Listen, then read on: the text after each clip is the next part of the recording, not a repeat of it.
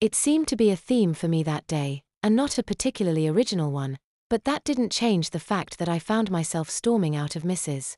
Brown's office in the dance studio and slamming the door. To be honest, I likely could have avoided that if I hadn't done it earlier in my classroom, and I might have been able to prevent that if it weren't for an earlier incident with Leela. If I had just taken the time to think about it, I would have recognized how ridiculous the whole thing was, considering what had set it all off, but I wasn't quite ready for such introspection. "Hey, Sky, what?" Dale started to say before I brushed past him, hardly in the mood to trade barbs with him, nor to answer why my classroom was empty while there was still half an hour until his class. He wasn't about to let me go that easily, however. He reached out, grabbed my arm, tried again. "Sky, what in the world is going on?" It started at some little girl's house, some kid I didn't actually know, though that honestly wasn't hard to believe, looking at her.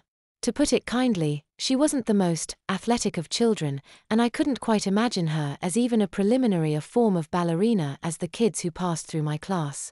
Leela had introduced us, of course, but I can't say that I remembered the girl's name, and I find it doubtful that she was interested enough in me to even listen to my name.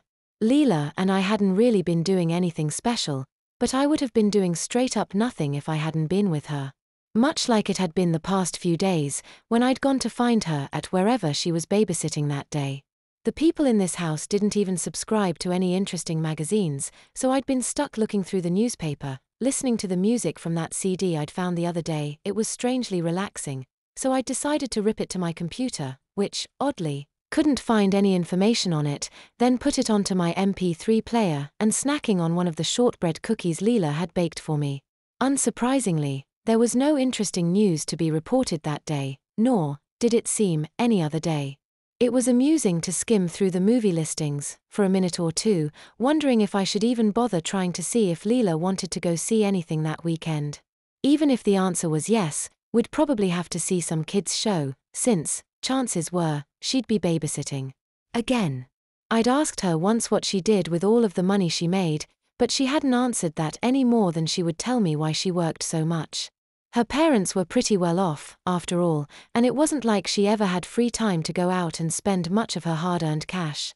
"Do you wanna catch a matinee Saturday?" I'd asked finally, deciding the momentary conversation it would spark would be a better diversion than trying to muddle through some old woman's article on the correct way to plant tulips. "Is there anything good playing?" Leela had glanced up from the game of Candyland she and the girl were playing on the coffee table. "That's not the point," I'd rolled my eyes. "We should just go to the movies together, you know? We used to go all the time." That wasn't strictly true, but I remembered going with her family a couple times when we were little, back when the theater was in a completely different and far cooler building, even if it had had much fewer screens. "So that means there isn't anything good, huh?" she'd asked, sharing some secret smirk with the girl. "Oh, come on," I'd whined, moving from the armchair I'd been sitting on, flopping down on the couch behind her, at least until she cleared her throat and I sat up with a sigh, to get my feet off the upholstery. "You're no fun, you know that." She'd smiled at me, friendly enough, shaking her head slightly. By all accounts, her comment was innocent enough. Unfortunately, I hadn't quite been able to see it like that. "You know," she'd said, moving her piece on the board, "maybe I should start charging your parents." "What?" She'd shrugged, pulling another card from the deck. "Well, all this time I'm spending with you, it's almost like I'm babysitting you dash." I didn't say anything for a while, but I'm pretty sure she could feel my eyes boring into the back of her skull, because she turned around. "I was just joking," she'd said upon seeing my expression. "Yeah, whatever. If you want me to leave you alone, just say so." "Why would I want that, Sky? Come on, it was just a stupid joke." But I couldn't help thinking of the book, and what I'd read there. Sky, the passage began, was often afraid that her friend, despite being the more physically childlike, saw her as just another kid to watch, and that was part of the reason they had stopped hanging out as much. Perhaps, that part of her mind thought, Leela was finally accepting that Sky was growing up, and, as such, wasn't interested in being around her anymore.